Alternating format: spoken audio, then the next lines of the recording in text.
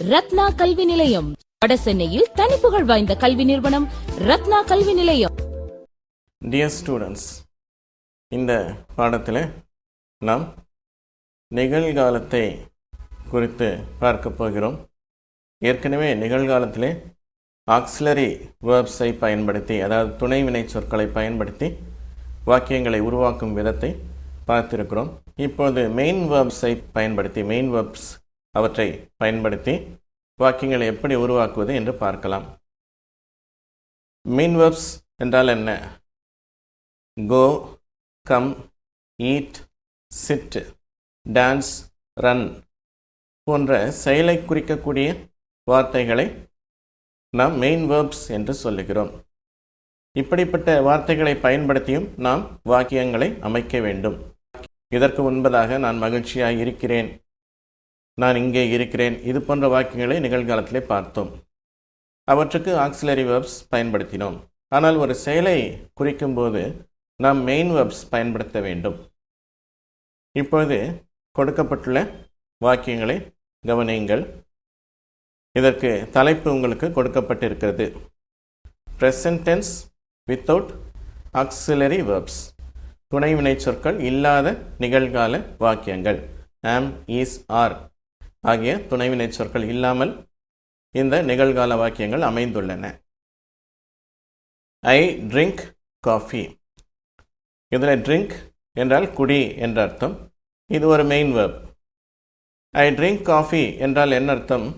நான் காஃபி குடிப்பது உண்டு என்று அர்த்தம். வழக்கமாக நான் காஃபி குடிப்பேன். நிகழ்காலம் பெரும்பாலும் பல தடவை செய்யக்கூடிய சம்பவங்களை, முன்பு, இப்பொழுது, எதிர்காலம், எல்லா காலங்களிலும் வழக்கமாக செய்யக்கூடிய காரியங்களை குறிக்கிறது. உதாரணமாக, சூரியன் கிழக்கிலே உதிக்கிறது என்று சொன்னால் அது நேற்றும் உதித்தது, இன்றும் உதிக்கிறது, நாளையும் உதிக்கும். இப்படி 3 காலங்களிலும் நடக்கக்கூடியவற்றை நாம் நிகழ்காலத்திலே பயன்படுத்துகிறோம். அப்படி என்று சொன்னால் இப்பொழுது காஃபி குடித்து கொண்டிருப்பது எப்படி சொல்வது? நான் காஃபி குடித்து கொண்டிருக்கிறேன், இப்பொழுது காஃபி குடித்து கொண்டிருக்கிறேன் என்றால் எப்படி சொல்ல வேண்டும்? ஐ ஆம் ட்ரிங்கிங் காஃபி என்று சொல்லி ப்ரெசன்ட் கண்டினியூஸ் டென்ஸில் சொல்ல வேண்டும். எனவே நிகழ்காலம் என்று சொன்னால் வழக்கமாக நடக்கக்கூடிய சம்பவங்கள், 3 காலங்களில் நடக்கக்கூடிய சம்பவங்கள். சில சந்தர்ப்பங்களில் இப்பொழுது நடக்கக்கூடிய சம்பவத்தை சொல்லுவதுண்டு, நிகழ்காலத்தில் சொல்லுவதுண்டு. அது ஒரு விதிவிலக்கு என்று எடுத்துக்கொள்ளலாம். பொதுவாகவே நிகழ்காலம் என்றால் அது வழக்கமாக நடக்கக்கூடிய சம்பவங்கள். முதல் வாக்கியம், ஐ ட்ரிங்க் காஃபி. நான் வழக்கமாக காஃபி குடிப்பேன், அல்லது நான் காஃபி குடிப்பது உண்டு. இதற்கு பின்னால் வேறு வார்த்தை போட்டுக்கொள்ளலாம். I drink coffee every day. நான் தினமும் காஃபி குடிக்கிறேன். I drink coffee twice a day. நான் ஒரு நாளைக்கு 2 தடவை காஃபி குடிக்கிறேன், எப்படி சொல்லலாம். அதுபோல் இரண்டாவது வாக்கியம், வி கோ டு ஸ்கூல். இதில் கோ என்ற வினைச்சொல் ப்ரெசன்ட் ஃபார்ம் வேர்ப். இது ப்ரெசன்ட் ஃபார்ம் வேர்ப். இது உங்களுக்கு ஒரு ரோஸ் கலரில் அதை கொடுத்துருக்குறோம். வி கோ டு ஸ்கூல், நாங்கள் பள்ளிக்கு வழக்கமாக செல்லுகிறோம். நாங்கள் எப்பொழுதும் பள்ளிக்கு செல்லுகிறோம், செல்வது உண்டு என்ற அர்த்தத்தை குறிக்கிறது. மூன்றாவது வாக்கியம், யூ ப்ளே கிரிக்கெட். நீ கிரிக்கெட் விளையாடுவது உண்டு என்று ஒரு அர்த்தம். அந்த அர்த்தத்தை கொடுப்பது மாத்திரமல்ல, யூ ப்ளே கிரிக்கெட் என்றால் ஒரு கட்டளையையும் குறிக்கிறது. நீ கிரிக்கெட் விளையாடு என்ற ஒரு கட்டளையும் குறிக்கிறது. இந்த யூ என்ற வார்த்தை வரும்பொழுது மட்டும் அதற்கு 2 அர்த்தம் வந்து விடுகிறது நிகழ்காலத்தில். அடுத்து 4வது வாக்கியம், ஹீ ரைட்ஸ் ஸ்டோரிஸ். அவன் கதைகள் எழுதுகிறான். ஒருவேளை வேலையாக இருக்கலாம், அல்லது பொழுதுபோக்காக கதை எழுதலாம். She sings. அவள் பாடுகிறாள். ஷீ சிங்ஸ் என்றால் இப்பொழுது பாடிக்கொண்டிருக்கிறாள் என்று அர்த்தம் அல்ல. அவள் அவ்வப்பொழுது பாடுகிறாள் என்பது பொருள். It runs. அது வழக்கமாக ஓடுகிறது. 7வது வாக்கியம், தே பெயிண்ட் த வால். அவர்கள் சுவற்றுக்கு வண்ணம் அடிப்பார்கள். வண்ணம் அடிக்கக்கூடியவர்கள், வழக்கமாக அடிக்கிறார்கள் என்ற அர்த்தம். John watches television. John television பார்ப்பது உண்டு. ஜான் டிவி பார்ப்பது உண்டு என்ற அர்த்தத்தை தருகிறது. The soldiers fight. அப்படி என்று சொன்னால் போர் வீரர்கள் வழக்கமாக சண்டை போடுகின்றனர் என்ற அர்த்தத்தை தருகிறது.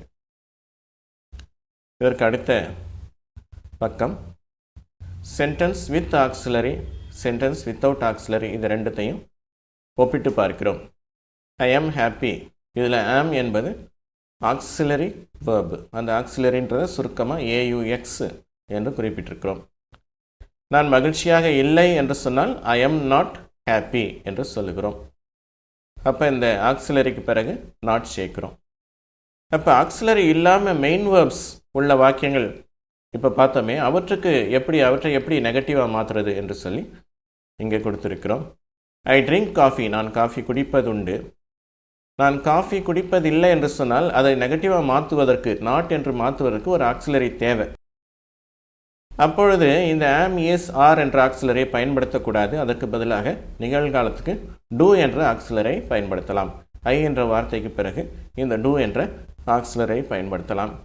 ஹீ, ஷீ, இட் போன்றவற்றுக்கு, அதாவது தேர்ட் பர்சன் சிங்குலர் சப்ஜெக்ட் வந்தால், அவன், அவள், அது என்ற கேட்டகரியில் வந்தால் டஸ் பயன்படுத்த வேண்டும். ஐ ட்ரிங்க் காஃபி, நான் காஃபி குடிப்பதுண்டு. I do not drink coffee, நான் காஃபி குடிப்பதில்லை. இந்த டூ நாட்டை நம்ம என்னன்னு சொல்லலாம், டோன்ட்னு சொல்லலாம். அடுத்த பக்கம் நெகட்டிவ் சென்டென்சஸ். ஒவ்வொரு வாக்கியத்துக்கும் நாங்கள் எதிர்மறை கொடுத்துள்ளோம்.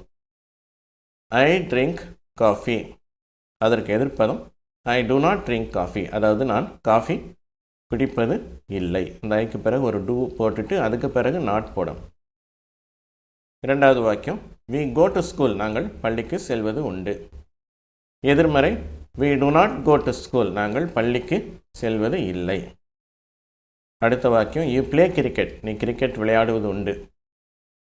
அதற்கு எதிர்மறை you do not play cricket, நீ கிரிக்கெட் விளையாடுவது இல்லை. அல்லது நீ கிரிக்கெட் விளையாடாதே என்று சொல்வதற்கும் இதே வாக்கியத்தை தான் பயன்படுத்துகிறோம். ஒரே வாக்கியத்துக்கு ரெண்டு விதமான அர்த்தம், சந்தர்ப்பத்துக்கு ஏற்றது போல அதை அர்த்தப்படுத்தி கொள்ளலாம். நான்காவது வாக்கியம் ஹீ ரைட்ஸ் ஸ்டோரிஸ். இங்கே ரைட்டில் ரைட் என்ற வினைச்சொல் வேர்பில் எஸ் சேர்ந்து வந்திருக்குது.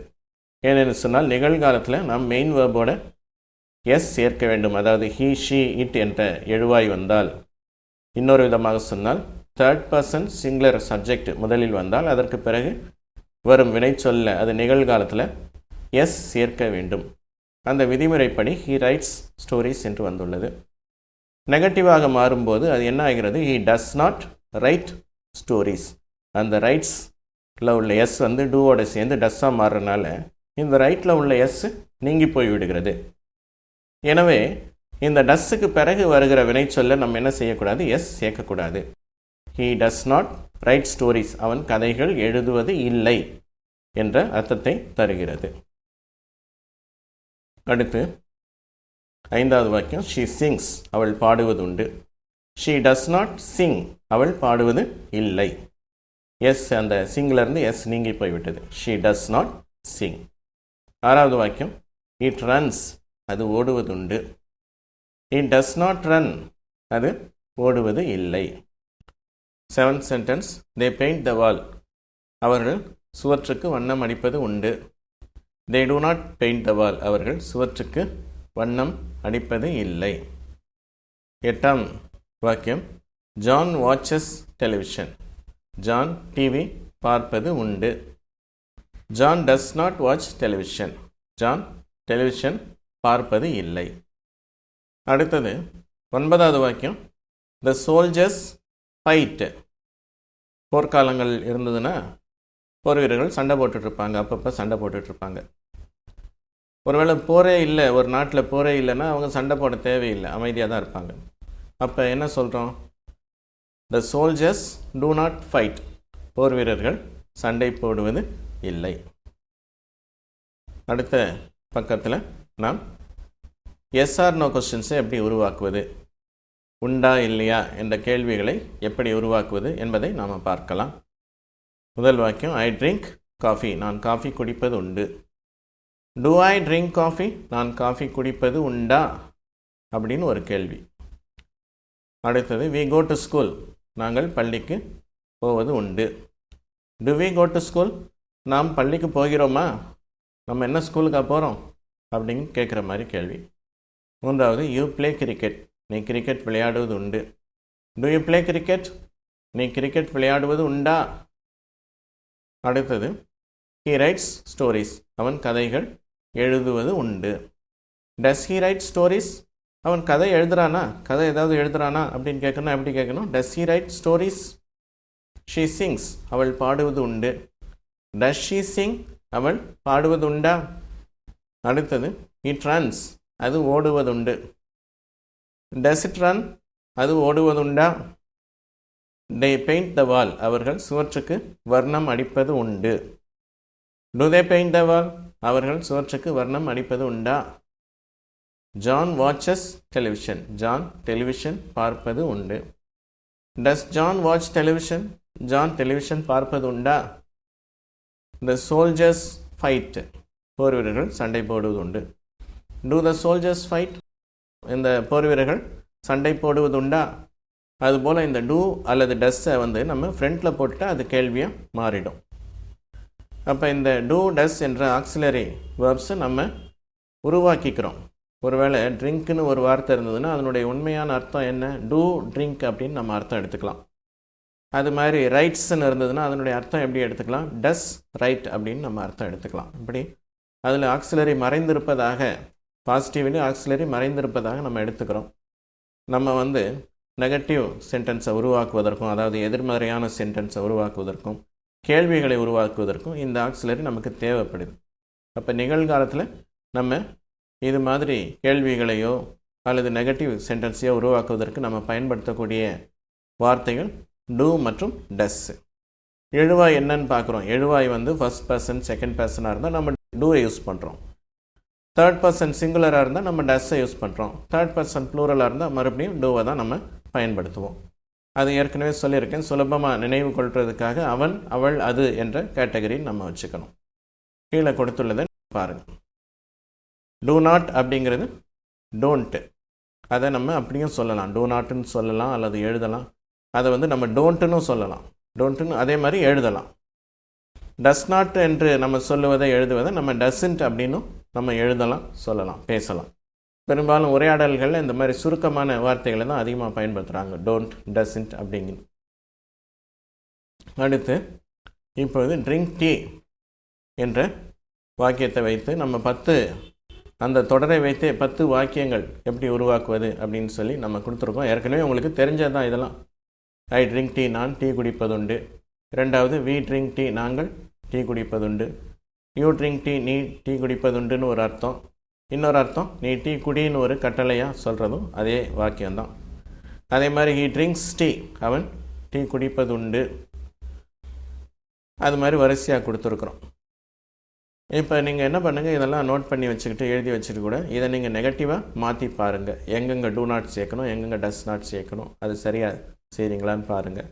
சந்தேகம் இருந்தால் இதே வீடியோவை நீங்கள் மறுபடியும் போட்டு பாருங்கள், திருப்பி போட்டு பாருங்கள். அடுத்து நம்ம பார்க்க இருப்பது ஒரே ஒரு வார்த்தை, வா என்ற ஒரு வார்த்தை தமிழில் கால வித்தியாசங்களுக்கு ஏற்றாற்போல் எப்படி மாறுகிறது, அதுபோல் பேசக்கூடிய நபரை பற்றி, யாரை பற்றி பேசுகிறாங்கன்றதை வச்சு எப்படிலாம் மாறுதுன்றதை நான் உங்களுக்கு சொல்கிறேன். அது ஆங்கிலத்தில் எப்படி இருக்குது, தமிழுக்கும் ஆங்கிலத்துக்கும் ஒரு கம்பேரிசன், ஒப்பிட்டு பார்க்குறோம். அப்படி ஒப்பிட்டு பார்த்தா தான் நம்ம சுலபமாக நன்றாக புரிந்து கொள்ள முடியும். இப்போ நான் அப்படின்றத வா என்றதோட சேரும்போது நான் வருதல் என்பதை வைத்து வாக்கியங்களை உருவாக்குறேன். நம்பர் 1 நான் கொடுத்துருக்குறேன். கீழே வந்தேன், வருகிறேன், இது எது வேணால் சேர்த்துக்கலாம். நான் வந்தேன்னா முன்னாடி வந்தேன்னு அர்த்தம் கடந்த காலத்தில். நான் வருகிறேன்னா நான் இப்போ வரேன்னு அர்த்தம்.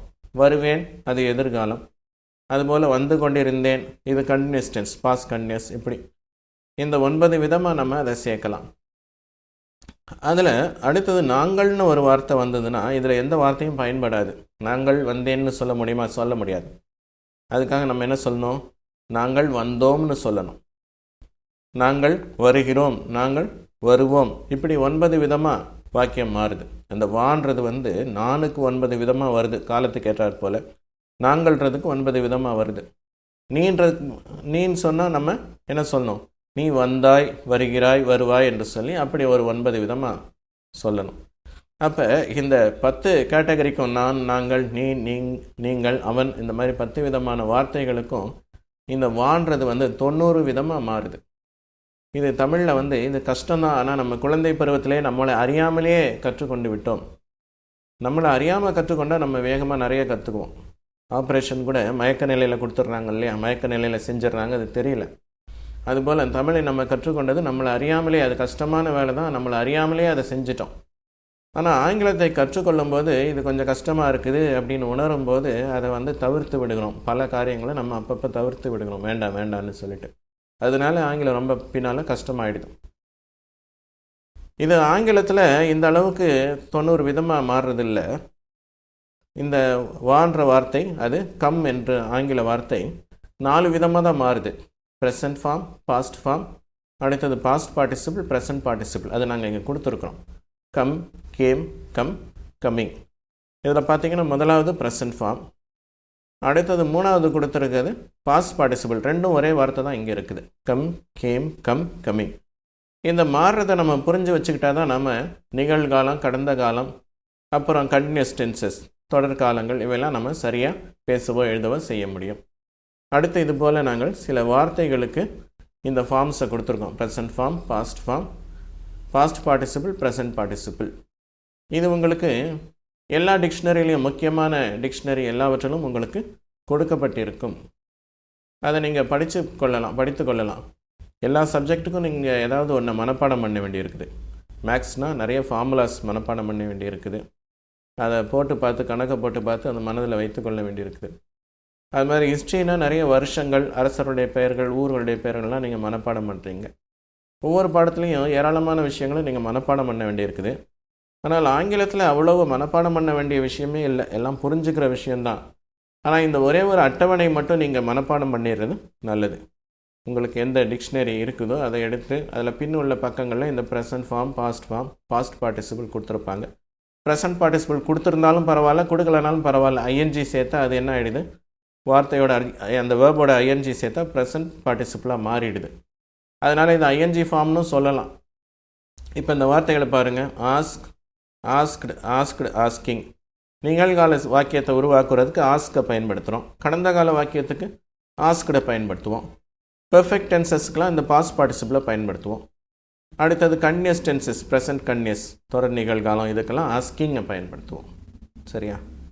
அடுத்தது இந்த ஆஸ்க், அட்மிட், அட்டெண்ட், பாரோ, கால், கிளைம், கில், இந்த வார்த்தைகள்லாம் பாஸ்ட் ஃபார்மாக மாற்றணும்னா நம்ம இடி சேர்க்குறோம். பாஸ்ட் பார்ட்டிசிபிளாக மாற்றினாலும் இடி தான் சேர்க்குறோம். ஆனால் கீழே உள்ள 3 வார்த்தையை பாருங்கள். டூ, ஈட், சிட், அதெல்லாம் பாஸ்ட் ஃபார்மாக மாறும்போது ஸ்பெல்லிங் மாறிடுது. Do, did, done. Eat, ate, eaten. See, saw, seen அப்படின்னு ஸ்பெல்லிங் மாறிடுது. அதனால் இந்த வேர்ப்ஸை என்ன சொல்லுவாங்க, இர்ரெகுலர் வேர்ப்ஸ் அப்படின்வாங்க. மேலே உள்ள வார்த்தைகள் ஆஸ்க், அட்மிட், அட்டெண்ட் இதெல்லாம் ரெகுலர் வேர்ப்ஸ் அப்படின்னு சொல்லுவாங்க. இது ஒன்றும் கஷ்டமே இல்லை, உங்களுக்கு மிக மிக சுலபமானதான். இதை நீங்கள் படித்து வைத்து கொள்ளுங்கள். நான் கொஞ்சம் வார்த்தைகளை தான் கொடுத்துருக்கோம் உங்களுக்கு பாடமாக நடத்தணும்னு சொல்லிட்டு. இது நீங்கள் அந்த அட்டவணைகளை பயன்படுத்தி நீங்கள் படித்து வைத்து கொள்ளுங்கள். அடுத்தது பாஸ்ட் டென்ஸை பார்க்குறோம். Past tense without auxiliary. அதாவது செயலை குறிக்கக்கூடிய வாக்கியங்கள் அமைக்கும்போது நம்ம ஆக்சிலரி பயன்படுத்துவதில்லை. இருக்கிறான், எந்த இடத்துல இருக்கிறான், எப்படி இருக்கிறான், மகிழ்ச்சியாக இருக்கிறான், இதெல்லாம் வச்சு பேசும்போது ஆக்சிலரி வேர்ப்ஸை வச்சு பயன்படுத்தி பேசுவோம். இங்கே அந்த ஆக்சிலரி வேர்ப்ஸ் வருவதில்லை. அதுக்கு பதிலாக என்ன வருகிறது, மெயின் வேர்ப்ஸ் வருகிறது. இந்த கடந்த காலத்தில் அவற்றை நாம் அமைத்திருக்கிறோம். ஏற்கனவே பழைய பாடங்களையும் முன்புள்ள பாடங்களையும் இதை விளக்கி சொல்லியிருக்கிறேன். இப்பொழுதும் இன்னும் கூட தெளிவாக நான் சொல்கிறேன். முதல் வாக்கியம் பாருங்கள். David went to England last year. இந்த வென்ட் என்பது தனியாக ஒரு கலரில் காட்டப்பட்டிருக்கிறது, ஒரு ரோஸ் கலரில் காட்டப்பட்டிருக்கிறது. David went to England last year. David வென்ட்னா டேவிட் போனான். டேவிட் போன வருடம் இங்கிலாந்து போனான். தமிழுக்கும் இங்கிலீஷுக்கும் வார்த்தை கொஞ்சம் முன்ன பின்ன மாறி வருது. அது உங்களுக்கு ஒன்றும் கஷ்டம் இல்லை, பழகிடும். David went to England. முதலாவது சப்ஜெக்டை கொடுக்குறோம் டேவிட். அடுத்தது வென்ட் என்ற வேர்பை கொடுக்குறோம். அடுத்தது இடத்தை குறிக்கக்கூடிய வார்த்தையை அடுத்து குறிப்பிட்றோம். வென்ட் என்பது அது கடைசியாக தான் எந்த காலத்தை குறிக்கக்கூடிய வார்த்தையை கடைசியாக பயன்படுத்துகிறோம். ரெண்டாவது, பீட்டர் சா ப்ளூ ஷிப் எஸ்டர்டே. பீட்டர் நேற்று ஒரு நீல நிற கப்பலை பார்த்தான். மூன்றாவது வாக்கியம், Mary visited her friend last night. Mary நேற்றிரவு அவளுடைய தோழியை சந்தித்தாள். இந்த விசிட்ற வார்த்தை ஒருத்தரை போய் சந்திக்கிறதையும் குறிக்கும், ஒரு இடத்த போய் பார்க்குறதையும் குறிக்கும். I visited the zoo yesterday. நான் நேற்று ஜூவை போய் பார்த்தேன். அப்போ அதுக்கும் விசிட்டுன்னு சொல்லலாம். நான்காவது வாக்கியம், Johnson ate ice cream yesterday. Johnson நேற்று ஐஸ்கிரீம் சாப்பிட்டான். Johnson ate. அடுத்த வாக்கியம், Robert killed a snake last week. Robert போன வாரம் ஒரு பாம்பை கொன்றான். அடுத்தது, John did his homework yesterday. John நேற்று அவனுடைய வீட்டு பாடத்தை செய்தான். இந்த வாக்கியங்கள்லாம் நாங்கள் சின்னதாக மேலே கொடுத்துருக்கோம். இப்போ சொல்லப்பட்ட அந்த 6 வாக்கியங்களும் அதனுடைய நெகட்டிவை கீழே கொஞ்சம் பெருசாக கொடுத்துருக்கோம். நெகட்டிவாக பார்ப்போம். David did not go to England last year. David போன வருடம் இங்கிலாந்து செல்லவில்லை. இங்கே வென்ட்டுன்னு கொடுத்தது அது என்ன ஆயிடுச்சு, நெகட்டிவில் டிட் நாட் கோவா மாறிடுச்சு. எப்பயுமே நெகட்டிவாக மாற்றனா நாட் சேர்க்கணும். நாட் எங்கே சேர்க்கணும், ஆக்சிலரி வேர்புக்கு அடுத்து சேர்க்கணும். இப்போ இந்த வென்ட்டுன்றது ஆக்சிலரி வேர்ப் இல்லை. அதனாலே நம்ம இந்த வென்ட்டை என்னவா பண்ணுறோம், ரெண்டாக உடைக்கிறோம். டிட் ப்ளஸ் கோன் அப்படின்னு பிரிக்கிறோம். அப்படி பிரிச்சுட்டு இந்த டிட்டுக்கும் கோவுக்கும் நடுவில் நாட்டை சேர்க்குறோம். David did not go to England last year. அதுபோல் Peter did not see a blue ship yesterday. நேற்றைக்கு பீட்டர் ஒரு ப்ளூ கலர் கப்பலை பார்க்கவில்லை. மூன்றாவது, Mary did not visit her friend last night. Mary நேற்று இரவு அவளுடைய தோழியை சந்திக்கவில்லை. நான்காவது வாக்கியம், Johnson did not eat ice cream yesterday. Johnson நேற்றைக்கு ஐஸ்கிரீம் சாப்பிடவில்லை. Robert did not kill a snake last week. Robert போன வாரம் அவன் ஒரு பாம்பை கொல்லவில்லை. அடுத்தது, John did not do his homework yesterday. John அவன் நேற்றைக்கு அவனுடைய வீட்டு பாடத்தை அவன் முடிக்கவில்லை, செய்யவில்லை என்ற அர்த்தத்தை குறிக்குது. இப்போ வென்ட் வந்து டிட் ப்ளஸ் கோவா பிரியுது, உங்களுக்கு தெரியும். சா என்பது டிட் ப்ளஸ் சியா பிரியுது, ப்ரெசன்ட் ஃபார்மாக மாறிடுது. டிட்டு போட்டுட்டால் திரும்ப சா போடக்கூடாது, ஏன்னா அதில் பாஸ்ட் ஃபார்ம் வந்துடுது இல்லையா, அதனால அதற்கு பிறகு ப்ரெசன்ட் ஃபார்ம் தான் போடுறோம். அது மாதிரி விசிட்டட் என்னவா மாறுது, டிட் ப்ளஸ் விசிட்டாக மாறுது. அதை எடுத்து இந்த ஏட் வந்து டிட்டாகவும் ஈட்டாகவும் மாறிடுது, அதுக்கு நடுவில் நாட் போடுறோம். வழக்கமாக அப்படி தான் செய்கிறோம். அது மாதிரி கில்டு என்னவாகுது, டிட் ப்ளஸ் கில்லாக மாறிடுது. ஆனால் கடைசி வார்த்தை ஒரு டிட்ன்றதே வந்திருக்குது. டிட்ன்றது இங்கே மெயின் வேர்பு அங்கே, சரி, இந்த இடத்துல இந்த 6வது வாக்கியத்தில். அதை நம்ம எப்படி பிரிக்கிறோம், டிட் ப்ளஸ் டூனே பிரிக்கிறோம். டிட்ன்ற ஒரு வார்த்தையை நம்ம ஆக்சிலரி வேணுன்றதுக்காக அதில் ஒரு டிட்டை பிரிச்சுட்டா மீதி என்ன மிஞ்சுது, டூ அப்படிங்கிற ஒரு வார்த்தை மிஞ்சுது. டிட் என்பது டிட் ப்ளஸ் டூ. அடுத்து இன்னொரு விஷயமும் சொல்லியிருக்கோம், ஒரு கட்டம் போட்டு சொல்லியிருக்கோம் பாருங்கள் கீழே. Did plus not is equal to didn't. இந்த டிட் நாட்டுன்னு சொல்கிறத விட நம்ம டிடென்ட், உரையாடல்களில் அதிகமாக டிட் நாட்டுன்னு சொல்கிறத விட டிடென்ட் அப்படின்னு சொல்லிடுறாங்க. எழுதும் போதும் அப்படி எழுதலாம், தப்பு இல்லை. இங்கே கொடுத்துருக்கோம் பாருங்கள், went is equal to did plus go, saw is equal to did plus see, visited is equal to did plus visit, ate is equal to did plus eat, killed is equal to did plus kill, did is equal to did plus do. இது mathematical calculation இல்லை, mathematical equations கிடையாது. இது வந்து நீங்கள் புரிஞ்சுக்கிறதுக்காக உங்களை இப்படி plus போட்டு கொடுத்துருக்குறேன். அடுத்தது எஸ்ஆர் நோ கொஸ்டின்ஸை எப்படி உருவாக்குவது அப்படின்னு சொல்லி பார்க்கலாம். இன்டராகேட்டிவ் சென்டென்சஸ் அல்லது எஸ்ஆர் நோ கொஸ்டின்ஸ். பாசிட்டிவ் மேலே கொடுத்துருக்கோம், David went to England last year. அது கேள்வியாக மாறும்போது அதே ஆக்சிலரியா டிட்ன்ற ஆக்சிலரியை நம்ம முன்னால் போட்டுருவோம். Did David go to England last year. David கடந்த ஆண்டு இங்கிலாந்து போனானா. இப்போ இந்த டிட்டு போட்டுட்டு அதுக்கு பிறகு நம்ம மறுபடியும் வென்ட் போடுறதில்ல, என்ன தான் போட்டிருக்கோம், கோன்ற ப்ரெசன்ட் ஃபார்ம் தான் போட்டிருக்கோம். Did David go to England last year. ரெண்டாவது வாக்கியம், did Peter see a blue ship yesterday. Peter ஒரு நீல நிற கப்பலை அவன் பார்த்தானா. Did Mary visit her friend last night. நேற்று இரவு மேரி அவளுடைய தோழியை சந்தித்தாளா. Did Johnson eat ice cream yesterday. Johnson நேற்றுக்கு ஐஸ்கிரீம் சாப்பிட்டானா? Did Robert kill a snake last week? Robert ஒரு பாம்பை போன வாரம் கொன்றானா? போன வாரம் ஒரு பாம்பை கொன்றானா? ஆறாவது வாக்கியம், did John do his homework yesterday?